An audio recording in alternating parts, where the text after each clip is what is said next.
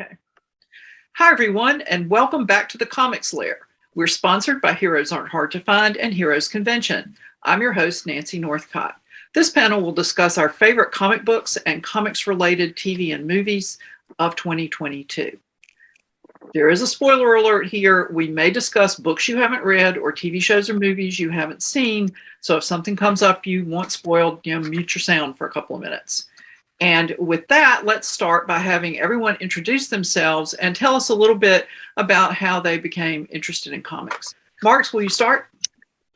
Oh, sure. I'm a filmmaker. I host a podcast, Genretainment, and I'm also an author. We just co-authored, co-edited a anthology that someone else on this group took part in. Yeah, and it's called Tales of Monstrosity, and I've loved comic books since I could read, I guess, as a little kid. So I read Batman and Spider-Man and everything else in between. So, okay, Bobby. Hi, I'm Bobby Nash. I'm an author. I started out comics were my first love, and comics were the first thing I wrote professionally, which is pretty cool. And I still write them from time to time. I think much like Marx, it was Spider-Man that was kind of my gateway. The animated show from the 60s played in heavy reruns when I was a kid. And that was kind of my intro to superheroes. And from there, the cartoons kind of handle it. But then one day, I remember the very first comics I ever owned. We were in the supermarket, and they used to bag them in three packs. And I remember begging my mother for these Spider-Man books because there were two Spider-Mans. You couldn't see the middle one, but there were two Spider-Mans. And I was so excited. And she finally, I think just to shut me up, got them. And it turned out to be 3 consecutive issues. Whoa, of nice. Spider-Man. And I just fell in love with them. And I still have them to this day. And I was hooked. It was a magical thing for me. So yeah. So it's all Spidey's fault. Okay. Marisa? Yeah, I'm a science fiction and fantasy author and a second gen nerd. So my dad is a big comic book reader, big Star Trek guy. So I was reading comics once I was old enough to be allowed to touch them, which is different than being old enough to read them. So I fell X-Men. X-Men was my gateway drug. My dad is a big Superman guy. So, I had to do something a little different. So it was X-Men for me. And then in the 90s, there was the X-Men cartoon, and that was it. So yeah, it's my jam. Okay, Jack. I'm Jack Cullen, the author of the Recollections of a Runite series. I also have a true crime book coming out this year called The Murder Book of Massachusetts. Comics, I've been in the comics since 70s. Grandmother sent me over to a little spinny rack in the supermarket one day to keep me busy, and it's still keeping me busy. Joshua? My name is Josh Pantalleresco. I'm an author, podcaster, and producer. Actually, I got into comics way back around 1989. My parents had just gotten divorced, and my dad was looking for something to keep my mind off it. So I remember the first 2 comics I ever got, which was Starman number 14, which is the Roger Stern, Tom Lyle run, and Green Lantern number 1. I'm still a huge Green Lantern fan to this day. So that is literally how I got into comics. And it has been a while, right? I've written comics. My first Kickstarter is next year. So yeah, I love the hobby. Well, as some of you know, I write historical fantasy for Falstaff Books. I also independently publish science fiction that I write with Jeannie Adams and a couple of different genres of romance. And I got into comic books when I was 8, and it was, of all things, a copy of Superman's pal, Jimmy Olsen, which is ironic because as I got older and saw what an incredible chauvinist Jimmy was, the bloom was off the rose with Jimmy for me. But by that time, I was already hooked on the caped crowd, Superman, Legion of Superheroes, Superboy, all that, and convinced That's all the good Superman stuff right there. I mean, Superman's pal Jimmy Olsen is a fun book. It's a real fun book. Anybody that's read it at all will tell you it's silly, and it's great because it is so silly. Well, they're welcome to enjoy it, but it turned out to be not for me as I got older. But I got my first comic book. We were walking down the street, and there was a display in a window, which was unusual in the age of spinner racks, and I saw this Jimmy Olsen Elastic Lad had his head stuck up through an opening in the Phantom Zone, and there were what I later learned were Phantom Zone villains and Mon-El visible in there. And Superman flying up, and it just grabbed me. And I said to my grandfather, "Will you get that for me, Papa?" And he said, "Honey, are you sure your mama wants you to have that?" And I said, "Oh, she won't mind if you buy it." But I think if she had known where it was going, she would have minded a lot. So that was it for me. But I think we all have our favorites, and it's obvious from what people have said that there's a wide range of favorites on the panel tonight. So let's start with your favorite comic book or comic book related material of 2022. Bobby, will you start? Sure. There are a couple that really stand out for me. Something happened to me a few years back I never thought would happen. I became a wait for the trade guy. When I was younger, I never would have thought I wouldn't go to the comic shop every week and be buying books. But over the last year, two books that really impressed me were Dan Slott's run on the Fantastic Four, which I'm a huge Fantastic Four fan. So it was nice Dan really captured that fantasy adventure aspect that a lot of writers miss out on. Just treating them like superheroes, which they're not. They're adventurers. That was great. The other that really stood out for me this year and part of last year was The Immortal Hulk, which took the Hulk book and turned it into a horror series and did so quite well. Beautiful artwork, a lot of interesting takes on not just the Hulk, but all gamma-powered characters. And I thought they went into it knowing when it was going to end. They knew it was going to be 50 issues. And so they went in it,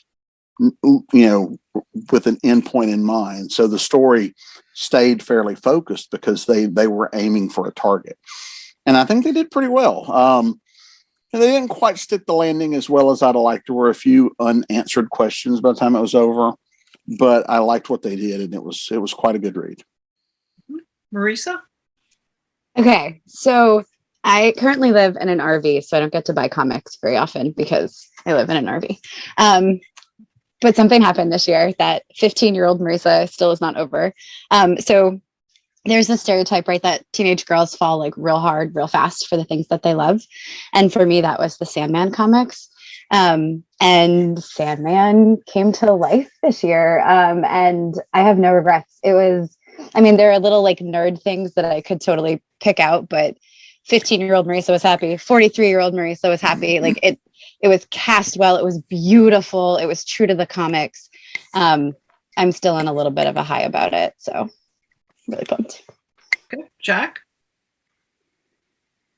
So, loved the superhero comics. Never really liked it when they shifted into horror, with the exception of one series. And at one point, until I joined the military and somebody threw out my comic book collection, I had the entire run of Werewolf by Night. So when that came out this year, I lost my mind. And I was so worried it wouldn't live up to the comics. And, they had some minor changes, but it was fantastic. I mean, the lighting, the whole black and white setup with a little bit of color, they knocked it out of the park. It was fantastic. Josh? Written or television? Either way. Okay, so I'll go. So written wise, my favorite book this year is actually from Kickstarter, Snowpaw #1. It's actually a historical fantasy comic. It was written by Rob Multuri, illustrated by Ma Park. It's actually a fantastic story. If you like werewolves, a little bit of horror, a little bit of fantasy, it is a science fiction romance. It's science fiction fantasy romance. It's really, really good. It was an incredibly, for a first issue, it's one of the densest things I've read this year. My other one is I got to finish I'm a big Teenage Mutant Ninja Turtles fan. The Last Ronin finished this year. That book is amazing. It's such a cool. I'm going to spoil this. It's one of the coolest Michelangelo stories I've ever seen in my life. It is phenomenal. It's very Dark Knight Returns. It's like a homage to it, but it's something very unique to the Turtles as well, which is, I think, really cool. And I'm going to second Bobby Nash's Immortal Hulk run. Al Ewing is the writer of that series. He's super talented. The first 20 issues of that run is some of the best stuff I've ever read from the Hulk, period. Television-wise, I have two. Harley Quinn, season 3, was hilarious. The Joker became the mayor of Gotham City, and it was funny. It was ridiculously funny. He is the Joker, but he's got a family, a wife. I never seen anything like it. It was great. It was just made me laugh. And the other one I watched this year was The Boys. The Boys is based on a comic book that came out in the early 2000s. It's actually better on television than it is in the comic. It was updated for the time. I don't say that about too many things, but it fits really, really well. Okay. Well, my two favorite books were Mark Waid's World's Finest, which debuted this year.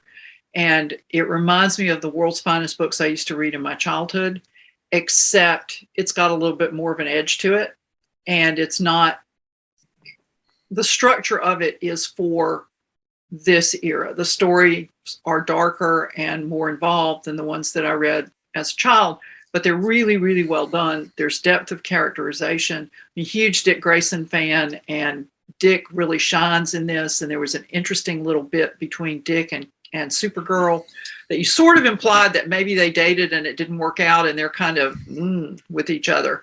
That was interesting. And it had time travel and the Doom Patrol, and the dialogue was just great. And it's got Dan Mora art. So you have Mark Waid and Dan Mora doing World's Finest. I mean, that's my favorite book of the year.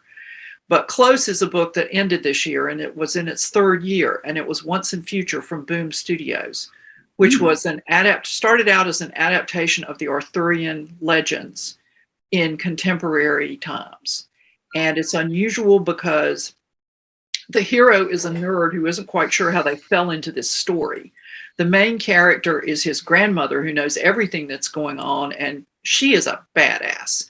And it was impossible not to like her. And their dynamic was really good. And he had a girlfriend, and everybody had a role in the story. And they kept going through it. And then they mixed in Beowulf. And it never got stale, and it never got confusing. I mean, I haven't read Beowulf since high school, and I didn't particularly like it then. But I really liked what they did with this. And then TV-wise, I'd pick Superman and Lois. I really liked what they did last season. I like the characters. I like the way they handle the dynamic between the brothers. I'm sorry that Jordan Elsass is leaving the show, but you got to do what's best for you. And so I sort of salute him for realizing that that was what he needed to do and leaving a hit show because that was what he needed to do. So those are our favorites. Don't forget Marx. Marx, I'm so sorry because I like to go last. I apologize. Thank you, No Bobby. worries. Marx. So I used to read comic books all the time. Like I read everything. I probably spent way too much money. So I don't get to do it as much anymore, but I still do some. And I tend not to read superhero stuff as much now currently. And so what I've been reading, which are new to me at least, is Something is Killing the Children, which is a really cool, It's a really good book. Yeah, it's a great book. These monster hunters, these monsters that are tied to children come alive and kill people. That's a very simplistic example of what it is. It's more complicated than that. And it's very cinematic. I love how it kind of reveals more and more as it goes. And they got the spinoff of House of Slaughter. That was also well done. I'd love to see that turn into a TV show.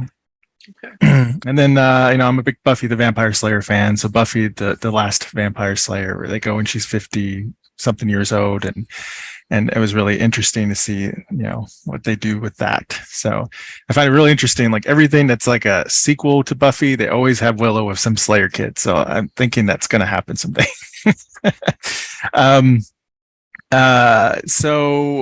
But in TV, I watch tons of TV. I second The Boys that was mentioned earlier. I think it is better than the books, actually. I think some of the stuff the books are so extreme. I don't think they could get away with some of the stuff they did.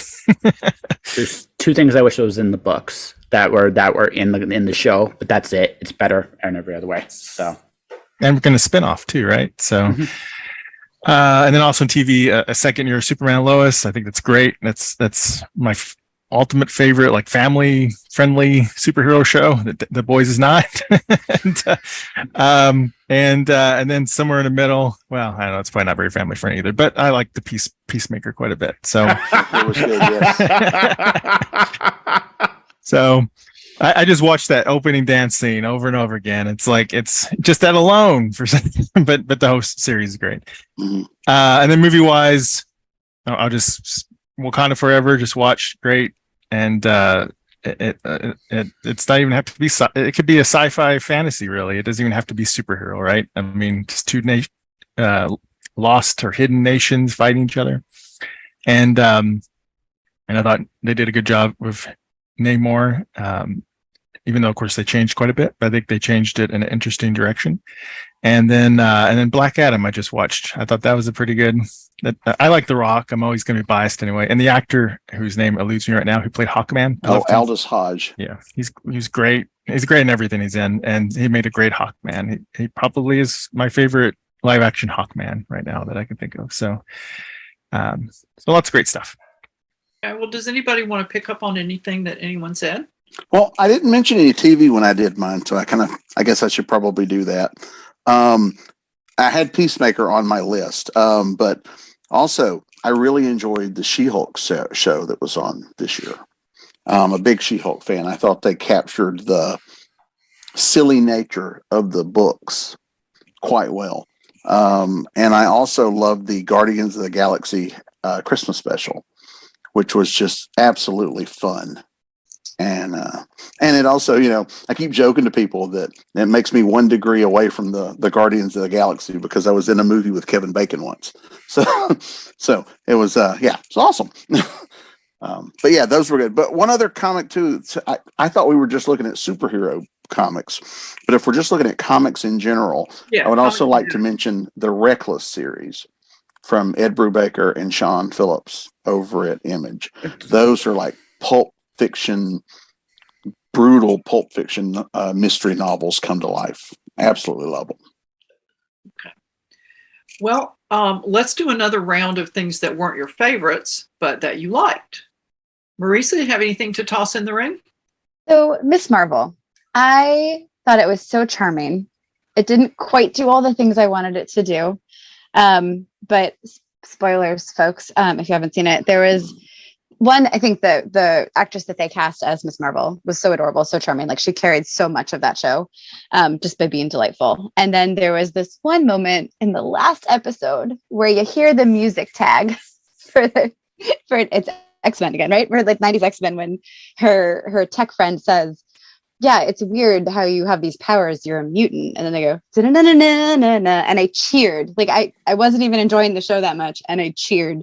So I'm really excited for what they might do with the Marvels. It's kind of how I felt with Doctor Strange too. I thought the movie as a whole was meh, but I'm really excited about the multiverse. I'm hopeful that they can do some fun stuff with the multiverse coming up. So, okay, Jack.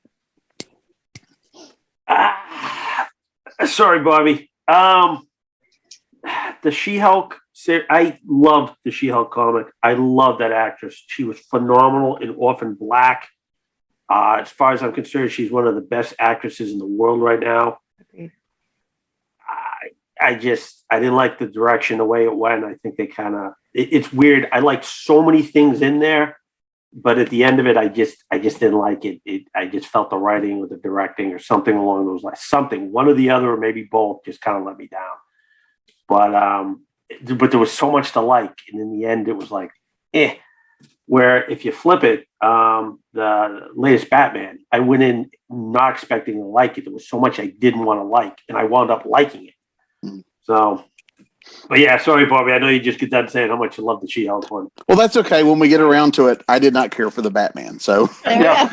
I didn't want to. I went in there with a chip on my shoulder, and I was like, okay, it's pretty good. So yeah, and then Morbius. I expected not to like that, and I'm like, yeah, this is pretty good. Yeah, I enjoyed it. Okay, Josh. So I'm with Bobby. Batman was I'm also. I think, in all fairness, I'm Batmaned out. I'm just gonna say that straight up. I love Batman's world. I'm not. I honestly don't want this.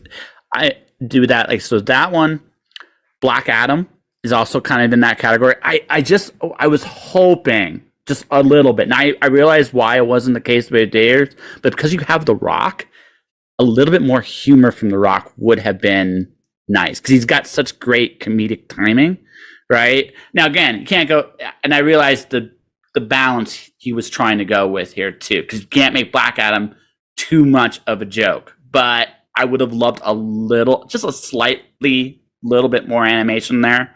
Again, I still enjoyed it, but it wasn't that there. And the other way that went the other way was Thor: Love and Thunder.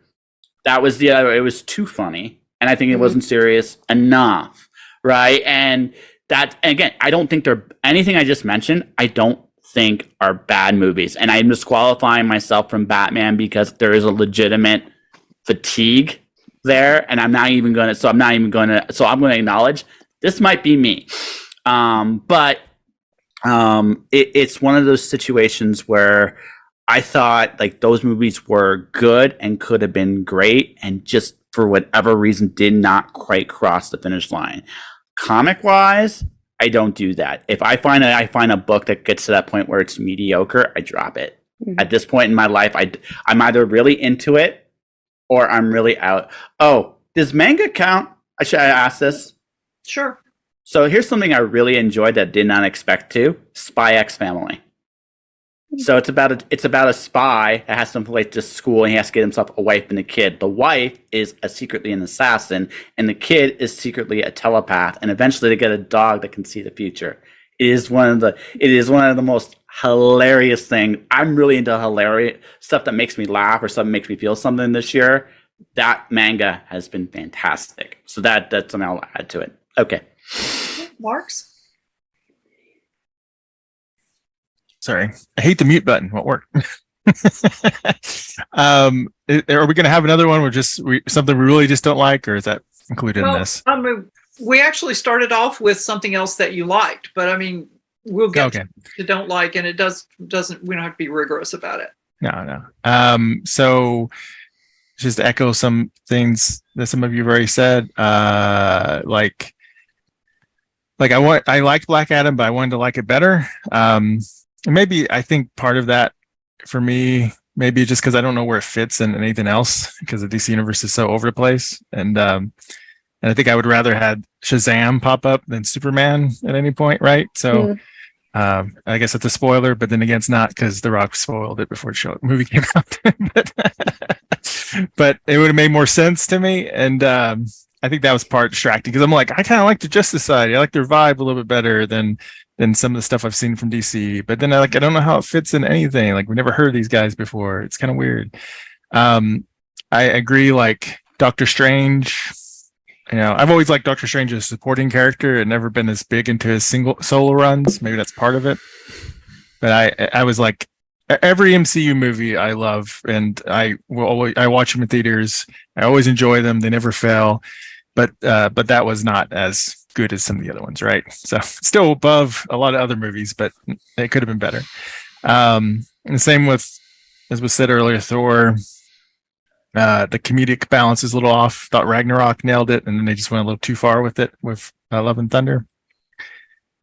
And and Morbius, that's the one movie. That's the only thing I could find where I was just like, I really just didn't like it. And I think it's because of two things. I think it's because of that, like some of the visual effects, like that whole blur thing when he's moving kind of fast. Like, it didn't make any sense to me, like how that was supposed to work. And it was distracting because they did it a lot. It was just like somebody goes, "This looks cool. Don't know why it does it the way it does it, but it is cool,"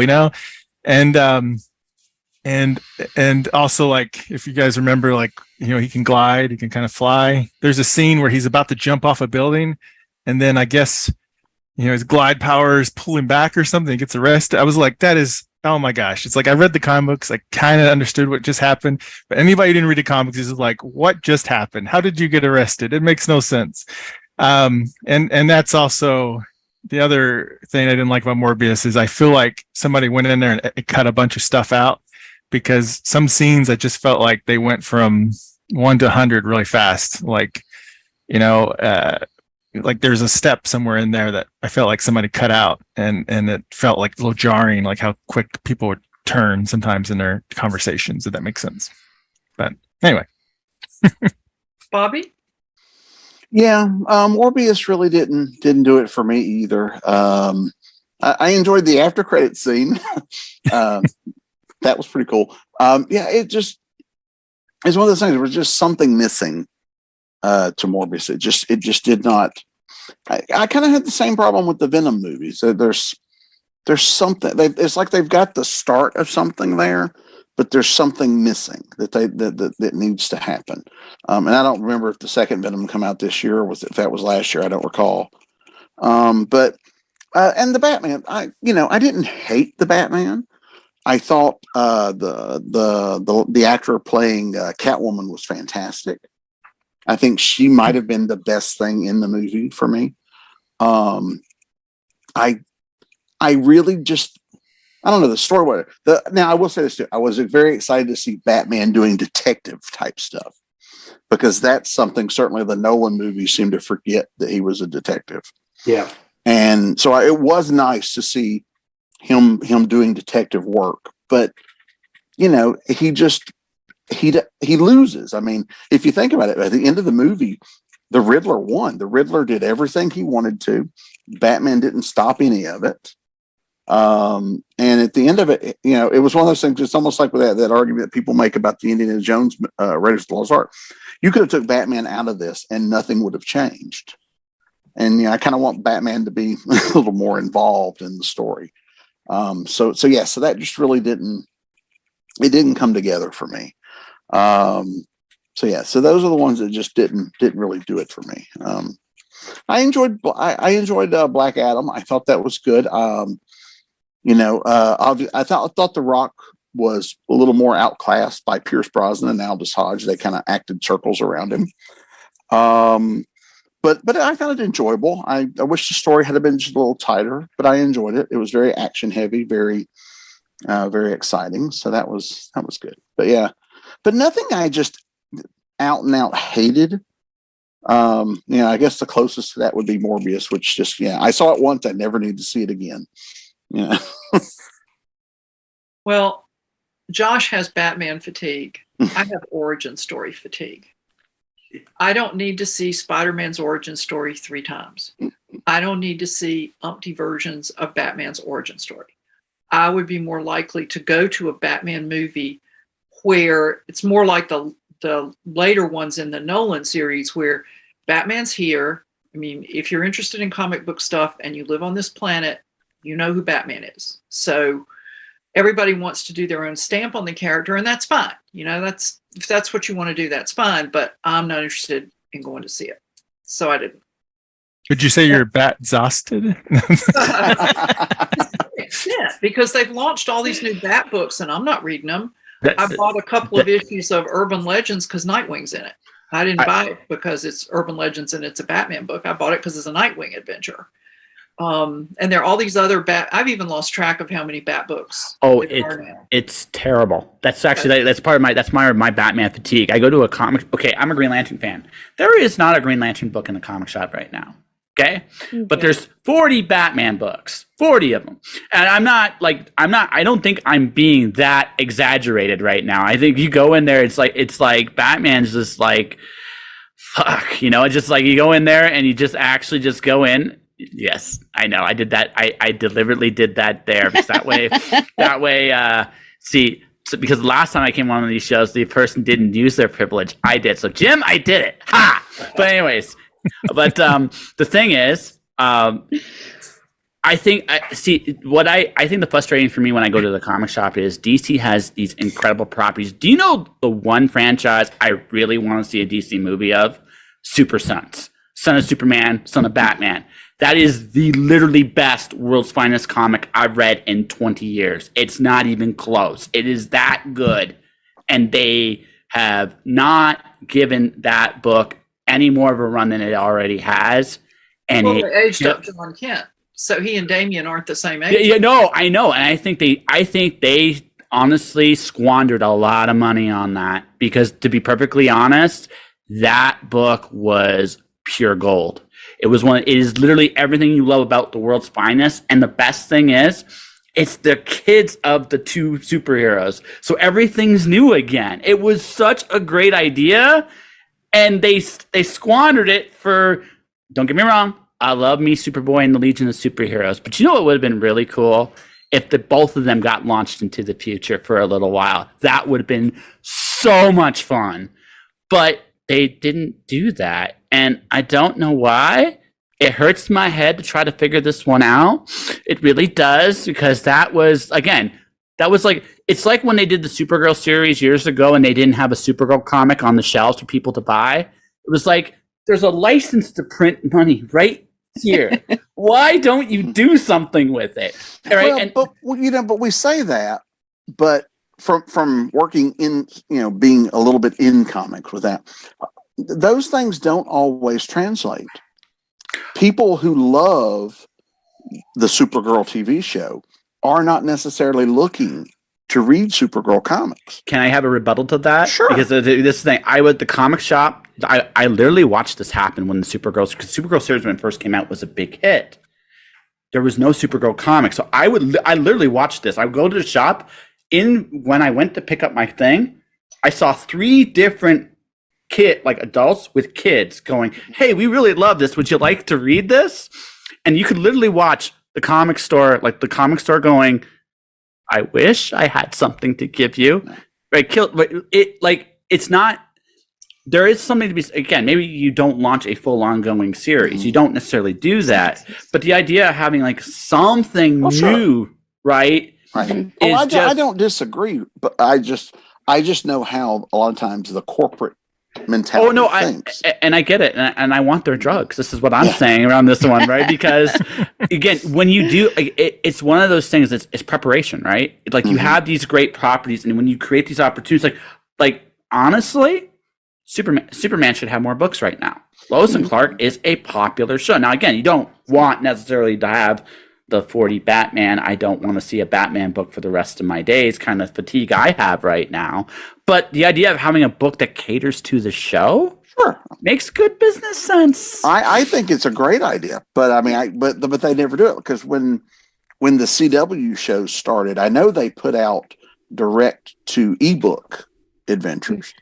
But that was not reaching the audience. But it's not the same, right? Right. That didn't reach the audience that would have jumped all over. Yeah. Trade paperbacks of good Supergirl stories.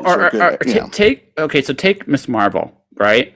This is something Marvel could have done, and I think should have done, is do a manga version of Miss Marvel available to audiences.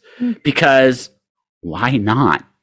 Right? That's, again, you're trying to hit, again, these are just things. Now, again, you're right. I'm armchair quarterbacking a little bit because, again, it's easy to do this when you're in this position. But at the same time, you're putting all these properties out there, right? I mean, somewhere on Over the Rainbow's got to be going, who else is going to probably like this? I think like this with my book launches. Yeah. Well, actually, that leads into what I was going to ask you all about next, which is what TV or movie property would you like to see adapted for print and vice versa? So let's go with that. Jack, let's start with you. Ooh, can you come back to me on that one? I'm going to need a minute. Joshua, actually, you started on that. You want to elaborate on what you said? So whenever there's a property that comes out,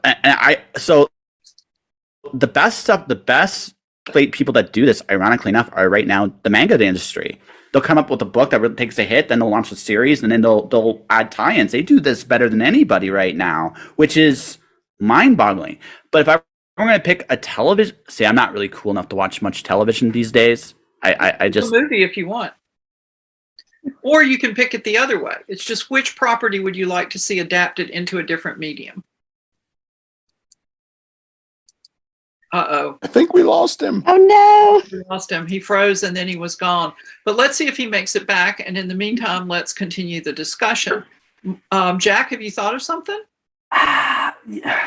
Come back to you. Yeah, I'm blanking on that one. Because most of the stuff I like is already in other mediums. I'm trying to come up with something that's only in one that's not in the other, and I'm not thinking of anything at the top of my head. Well, then what of the things that you like that have been adapted do you think is done the best? Is the version of it is the best, most true to it version that appeals to you? I already mentioned Werewolf at Night. I thought that one was done. I mean, they changed some stuff with also Bloodstone, which I thought all the changes was great. I would love to see almost a reboot based on the limited series. I'd have to kind of say Moon Knight too. I never liked the comic book. I wanted to, when it first came out, and at the beginning it was kind of like, all right, it's Marvel's version of Batman. And then they kind of changed it a little bit, and they made it he was a servant of the God of Vengeance, things along those lines. It still never kind of went with me. The TV series, there was some stuff I liked about it. There was some stuff I didn't, but I liked more of it than the stuff I didn't. I would love to see them go with that rather than the stuff that was actually in print, kind of reboot it and go more with the series than the actual comic book. Okay. And Joshua will be back with us in a minute. Marx, what about you? Stuff to adapt that hasn't been adapted. Or an adaptation you liked all either way. I think Something is Killing the Children would be good. I think that would be very easy to make, or I should say easy to make, but it's doable, and I think there's a market for it. So like Netflix or HBO Max could probably, if they do it right, could make a lot of money on that. And that would be cool to see. I love Hellboy, and I like the original 2 movies. I think it might, if they're going to bring it back and have to change the cast and stuff, that I think it might be worth a shot to make it a TV series. I think it's got a big enough universe, enough stories that they could draw from, and be a phenomenal TV series. Yeah, I think it would be so much to draw from. And then another one, which I'm not completely caught up on, but I know it wins a lot of awards. The Saga, that's a pretty epic space saga. That I think would be pretty amazing if they could. I know it would be more expensive than any of the above, but but it would be awesome. So that would be something I think would be really cool to see adapted. Bobby? I would like to. I mean, I would love to see the version of Peacemaker we got in the show in comic form. I think could be fun, because the old Peacemaker from the comics was not quite as adult, I guess, or as brutal as the one we have in the show. I think it would be you could have an interesting, like a mini series or a comic or something that kind of follows that version of the character. And I've mentioned Reckless earlier. I think Reckless or the Criminal series that these guys do as well. Either of those would make an excellent TV series. The books are almost written in that format to begin with. I think they would, be excellent on something like HBO or Showtime or something like that, or Netflix or whatever. So I think those would be great. And I mentioned the Guardians of the Galaxy earlier. Marvel does publish a book called Guardians of the Galaxy, but it looks nothing like the characters that are in the movies. Very different. Yeah.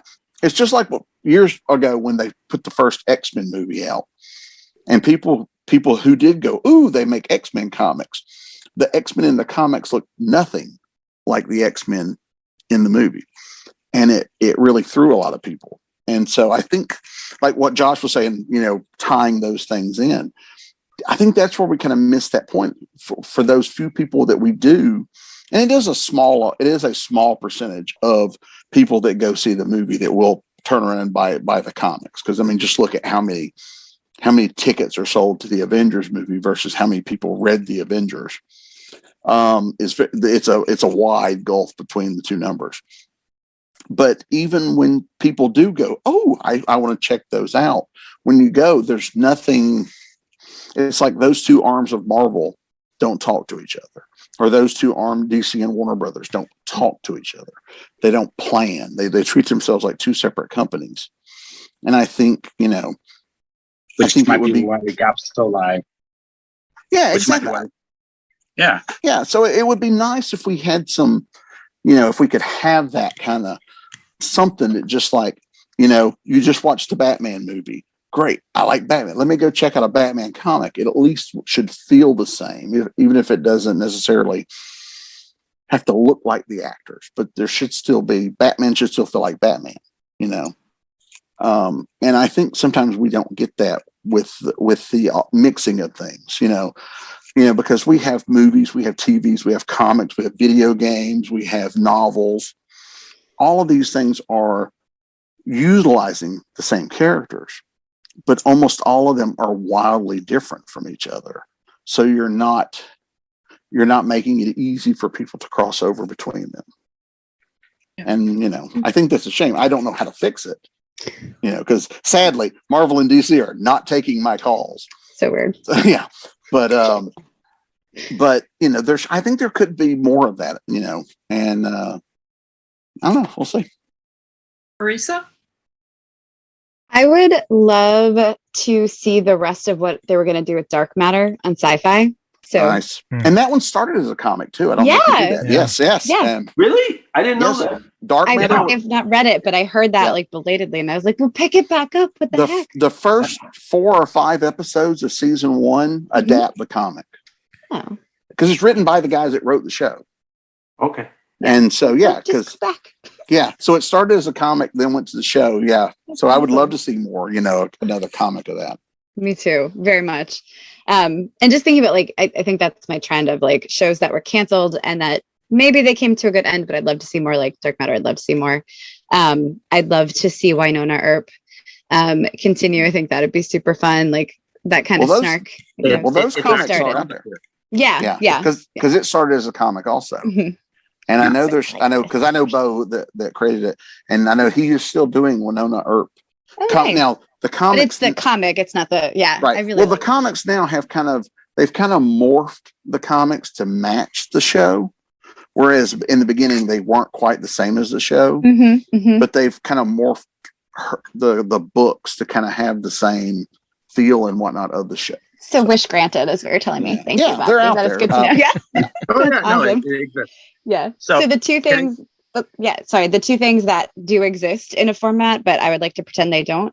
I would love to see, to Bobby's earlier point, I would love to see a space opera adventure core Green Lantern. I would love to see that done well and sprawling and just really get that cosmic scale. I think that would be amazing. And someday I would also really like to see Dark Phoenix on the screen. I haven't yet. I refuse to acknowledge that I have. Yeah. Those 2 times didn't exist. Those aren't real. We don't talk. It's like Highlander sequels. They don't exist. Highlander 2 didn't happen. But no.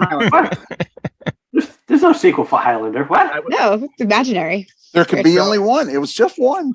Said the right movie.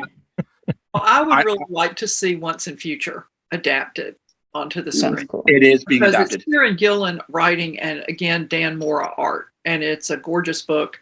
And it was always intended to be, I think it's 36 issues. Like Bobby was saying, they planned it with an endpoint in mind, and it's when you're coming up to the ending of something, it's kind of I really hope they stick this landing. And they really did. It was a very satisfying ending and conclusion. And it's one of those things that if they kept going, adapting English folklore and legends, I think it would have acquired a certain sameness that would have gotten boring after a while. And so they left the door open to do more. But in the meantime, it would be gorgeous in a movie. I think they have actually optioned it. I'm pretty certain they have. Well, I hope it follows through and it's not one of those options that just kind of exists and then it quietly fades away. I actually, the only thing I want to add is from a Green Lantern standpoint, I do want a space cop, but you know what I actually really think would do well with Green Lantern? A Doctor Who-esque concept. Because you have so many different Green Lanterns that have had the ring. So you make the ring so you have a season with each one and you switch them. I think you could do something really interesting with that. And you just have Batman in the first season, and there you go. There you go. Yeah, exactly. That guarantees season 2. Yeah. Yes. I think Joe Mullane has been optioned for Green Lantern, Far Sector. I think she has. I think I read somewhere that somebody has optioned that property. Whether it follows through, who knows? She's a great character, but for my money, the money in Green Lantern's Jon Stewart. That's just my opinion. Well, he's a great character, but my favorite Green Lantern is Jessica Cruz. I think she's cool. I love her too. I think Green Lanterns was such a good book, but I think John's the. I like both of those, but I got to go with Hal Jordan. Well, see, and I think that's where the problem came when they did that Green Lantern movie. Because at the time, never happened. Right, at the time, though, there were a lot of fans of Green, because the only Green Lantern we had on TV at the time was Jon Stewart in the Justice League Universe show. And so there were a lot of people that went like, oh, they're doing Green Lantern, and they go to Green Lantern expecting Jon Stewart, because to a lot of the audience who had never heard of Hal, that John was their Green Lantern, and they go and they're like, who is this guy? Well, but it's one of those. It's one of those things. There's which version. No matter what version you do, you're going to alienate people who. I mean, obviously, Guy Gardner is the one, right? Yeah, so that's the one you have team up with Batman. Yeah. Hey, listen. You said that as a joke, but if Peacemaker worked, a Guy Gardner, they might be able to pull it off. Yeah, maybe. In my opinion, Gardner's my second choice. If I can't have Jon Stewart, give me Guy Gardner, because I'm as someone who's read, I have Sinestro's first appearance in my collection. So I've been reading a lot of the Green Lantern stuff. Hal's the hardest to do well. He's the hardest to do well because he's either a great action hero or like he's more an idea than a character, in my opinion. Whereas if you look at Kyle, Guy, John, Jessica, Simon, or Joe, or any of the other Green Lanterns you can think about, right? They're all really interesting human beings, all of them. And so the idea of taking one of them and telling their story, Guy's awesome. He's got a chip on his shoulder. He was the second choice, not the first choice. And that drives him crazy. That's a fantastic premise for him. Kyle's Percival on a stick. He's easy to write. John has got one of the coolest stories of all the GLs. Joe has got an amazing story with Far Sector. And Jessica and Simon, that book was really good. Like really, really good. So I think, like I said, if you took an approach where you gave everybody a chance to shine, I think it would do very well. So yeah. Well, okay. Well, we're running up on time, so let's go around one more time. What are you really looking forward to, or dreading, in the comics-related universe in 2023? And I think we're around. Jack, you waived your chance to start last time. Do you want to start this time? Well, I mean. What I'm worried about is what we kind of saw this year. Some of these, it's almost like they're trying to force it. We saw it with the Love and Thunder. Ragnarok, they just hit it. Couldn't have been better. They kind of forced it with that. They kind of forced it with some other stuff. That's what I kind of felt with She-Hulk. I'm just worried that they're trying to get everything out, that they're just throwing everything against the wall to see what sticks, and they're not listening to the fans anymore. They're just like, oh, we got to make it funnier. We got to make it more over the top. Some people thought that about the Guardians Christmas special. I actually liked it, but I'm just worried they're just, you're talking about the fatigue with the Batman fatigue. I'm just worried Hollywood's getting fatigued with coming out with ideas for next year. So I'm a little worried. Okay, Josh. So Marvel's in an interesting space, both in comics and in movies. Movies, they had this monstrous epic all the way up into Endgame. It's an epic like saga from start to finish. And I kind of feel like they're still getting their footing and figuring out where they're going. They're probably going to do something like Secret Invasion next. That's the rumor. That would be cool, but they don't really have I don't think they have a base direction. Also, that's a lot of movies that came out. This is a very Marvel thing. Marvel will take something that really works and really, really, really just shove it until it doesn't work no more. They might have hit that, but also, I mean, you mentioned the multiverse. Someone mentioned the multiverse idea. DC did this in the 60s because their stories had gotten so vast. Marvel has hit that point now with themselves, not just with the multiverse with Doctor Strange, but the Spider-Verse with Spider-Man. They're playing with the multiple Earths. So if you want to go a little fast forward into the future, when do you think Marvel's first Crisis on Infinite Earths is going to happen? See, that's my secret thread. That is actually my secret thread about this, because again, history has a funny way of repeating itself. So I'm dreading that with both the comics and that, because I could see Marvel going in that direction eventually. But maybe I'm crazy. Okay, Marx. So I think probably Marvel's going to course correct a little bit. I think Disney Plus, they're finding a groove, like the specials with Werewolf and Guardians Holiday Special. I feel like those two really nailed it really well. And so I think Disney Plus, hopefully, if they don't mess up Daredevil, will be going in a great direction on their TV. And then I think I'm looking for Guardians of the Galaxy Volume 3. I think Guardians of the Galaxy Volume 1 is one of my favorite Marvel movies. I wouldn't have never guessed that until it happened. I'm even looking forward to Ant-Man and Wasp, even though it's probably my least favorite of the franchises, because I'm really excited about Kane and that actor portraying him. And I'm really curious about Captain America: New World Order, because I think they did a good job with Winter Soldier, Falcon Winter Soldier. And I love Thunderbolts, comic book Thunderbolts. So I'm hopeful that Thunderbolts will be good. But we'll see. It's a different team lineup. I don't know exactly how they're going to do it, but hopefully it'll be good. And but I like to echo what you said, Josh, like about Crisis of Infinite Earths. I know like Secret Wars could end up being that at the very end. We'll see, or end of Phase 6. I know, like with the Arrowverse, when they did Crisis, I didn't think that was going to happen, but after it was done, it just like killed my excitement for a lot of the shows. And the ratings plummeted, and it did lead to. I mean, it's the mergers, another thing too, with being bought out. But it just really killed a lot of it. I mean, that's why, in part, Superman and Lois decided not to even be part of the Arrowverse, right? So hopefully that won't happen with Marvel, but. I'm just amazed that Marvel's been able to keep it going as well for this long. I don't think it's insane.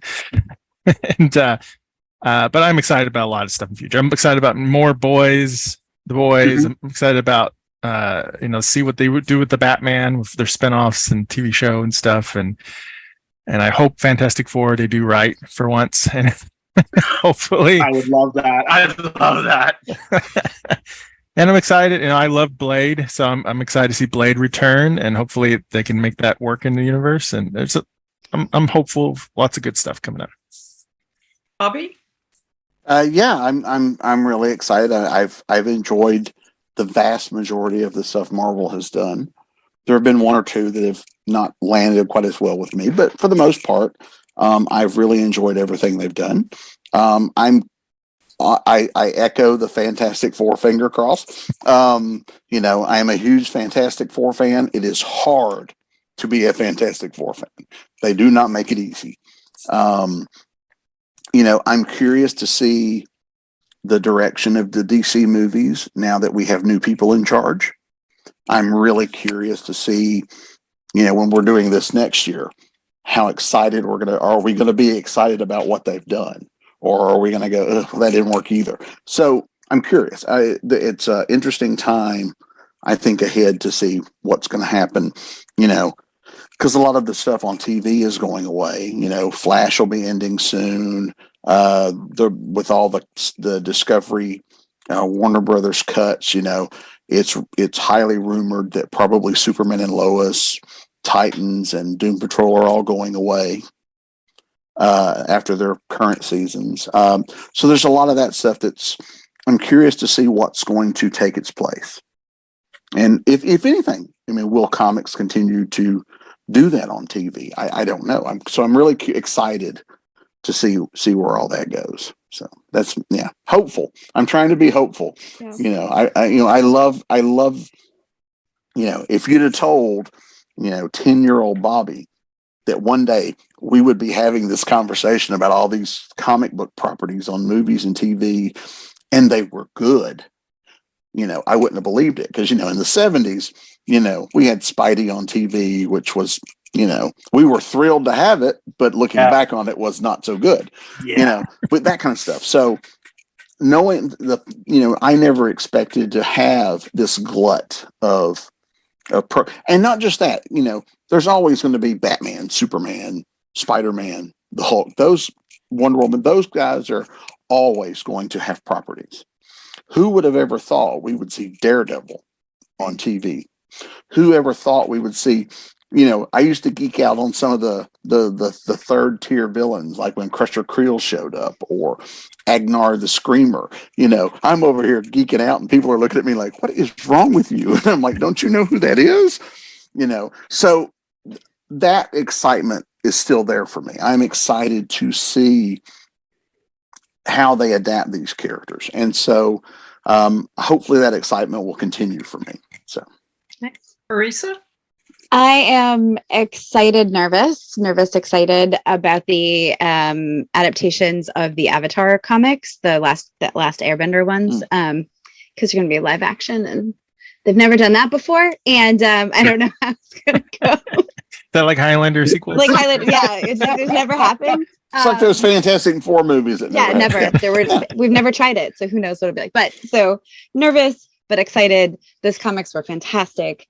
I love the Last Airbender world. I'd love to see a live action Korra if we could get our hands on being good at live action. That'd be amazing. So excited, nervous. And then I am just flat out still so pumped about season 2 of Sandman. I don't think we're getting it in 23. I feel like it takes longer to make. Yeah, probably. Yeah, but it's still going to be at the top of my excite list for a while. Right, but there was a moment there where we didn't think we were going to get it at all. Exactly. So the fact that we're getting it live, like, yeah, live in that glow. And that was that was so good too. That was a big surprise for me. I haven't seen it yet, so no, right? I haven't seen the show. I've read the books, but I haven't seen the show yet. So good. I was obsessed with the comics. They're in storage right now because I live in a camper. But I love them. I love them so much. No, they're one of the all-time best books ever. Yeah. Am I jumping in on somebody here? Because I don't want to take somebody else's time. No, I think we're around to me, and I like to go last. So you go ahead. So I'm going to make a series suggestion, a cartoon series that I think is going to be really good. Kite Man. So I don't know if you guys have watched the Harley Quinn cartoon. If you have not, there's a lot of gems on there. One of my personal favorites is the fact that they kept Bane in the Tom Hardy voice, which, by the way, when you hear "The Streets Will Run" with Razzie Zazzy from Bane, you will lose your shit. You'll just lose it, right? It's one of those things where it's like you never expect it, it works. Kite Man has been the best character I never cared about existing. He's getting his own show next year. If I were to pick a show that was probably going to be really good, that maybe not enough people will care about, that should actually check it out, it's going to be that one. That one will be good. Cool. Well, would anybody like to add anything before I wrap it up? Okay, well, I'm looking forward to, we're not going to get it next year, but just knowing there's another season of Daredevil in production makes me really, really happy. And I hope it's going to be very, very good. And I hope that the rumors that Scarlett Johansson as the Black Widow will be back in, I forget which of the Marvel movies it is. I hope that's true, because don't get me started on they killed off Black Widow. And then finally, I'm both looking forward to and semi-dreading the direct-to-DVD or to streaming Legion of Superheroes movie, because the Bendis Legion didn't do it for me. And so if the movie is purely the Bendis Legion, unless it's changed a lot, I'm probably not going to love it. And I love the Legion of Superheroes. So I'm sort of hoping we get a movie I can actually love. And that'll depend a lot on how they use the characters and what the story is. And I think part of my problem with the Bendis Legion was not just some of the changes to the characters, but the fact that everything at DC moves at such a slow pace now. The stories, nothing happens. You get to the end of the book and maybe one thing happened to advance the plot arc. And I don't know that that's Bendis's fault. It seems to be a company-wide phenomenon. And I miss the days when stories moved faster. Part of the reason I went to reading trades. Yeah. I think they write for trades, and that's part of the reason why it's like that's part of it. That's also why I do a lot more Kickstarters now. Like we didn't talk about it too much, but a lot of the really, really good one and done books are on Kickstarter right now. So that's where you probably want to go if you want to get stories where stuff happens quicker. But yeah, I'm with you on the Legion. I hope it's good. I really want it to be good. Yeah, me too. So we'll see. I won't be able to not watch it. I mean, that's going to be. If it's bad, yeah. So we're actually at time. So let's go around, tell everybody where they can find you. And if there's something recent or upcoming that you want to plug, this is the time to do that. And I think we are back around to Marx to start. No, wait, sure. We'll start with you, Josh. All right. Since I have to go, thank you very much. So my podcast turns 900 next week. My 900th episode airs to be live on Twitch, right? I tried to get a really special guest. I couldn't quite do it, so I'll be doing a special drink and draw next week on the week of Christmas. It'll be my 900th episode. You can watch it on my channel on Twitch, twitch.tv/JustJoshingPodcast. I regularly interview authors and other creators, all sorts there. I usually do 4 or 5 episodes a week. I know I'm a little crazy. And my first Kickstarter will be probably launching in April. It's called the Stick Figure Revolution. It's about stick figures revolting against their creator because they didn't make them as pretty as he made the rest of the world. It'll be out as a Kickstarter thing, launching this April. And I've been a guest on his show. It's a lot of fun. Yeah. Okay, Marx. You can find me on marxpyle.com, where you find podcasts that do co-host Genretainment and different writing projects and all that good stuff. And if you're specifically interested in anthologies that I do with different authors like Marisa, that can be found over at Cabot Crossing publishing.com. So, or cabotcrossing.com. And you can also find me on Twitter at Mr. Marx. Okay, Bobby. Hi, I'm Bobby Nash. I write all kinds of stuff like you see on the wall behind me. You can find me at bobbynash.com or ben-books.com is my publishing imprint. I'm on all the social medias. I'm author Bobby Nash on Facebook, at Bobby Nash on Twitter, Bobby Nash Writes on Instagram.